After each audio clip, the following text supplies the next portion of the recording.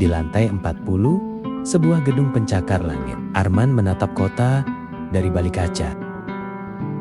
Angka-angka di layar laptopnya terus bergerak, naik, turun, tak pernah diam. Ia dikenal sebagai salah satu orang terkaya di dunia. Perusahaannya ada di mana-mana. Namanya sering muncul di berita.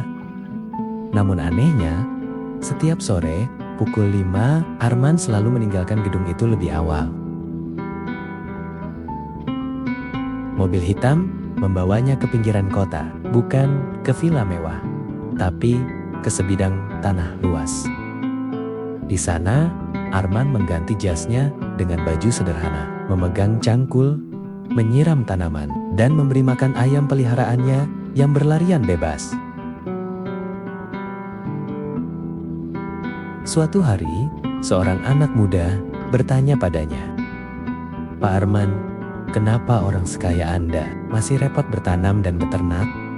Bukankah uang sudah cukup untuk segalanya?" Arman tersenyum, lalu berkata pelan, "Justru karena aku pernah punya segalanya, kecuali rasa aman." Ia bercerita, saat krisis datang, saham jatuh, mata uang melemah, dan rantai pasok terganggu. Banyak orang panik karena tak tahu dari mana makanan akan datang. Di saat itulah Arman sadar, kekayaan sejati bukan hanya angka di rekening, tapi kemampuan bertahan hidup. Tanaman yang tumbuh pelan mengajarkanku kesabaran, katanya.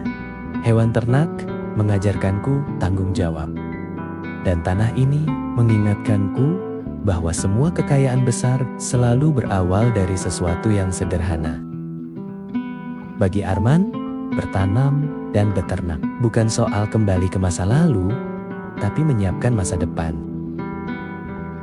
Ia menanam bukan karena miskin, tapi karena bijak. Ia beternak bukan karena takut kehilangan uang, tapi karena ingin membangun kemandirian. Anak muda itu terdiam.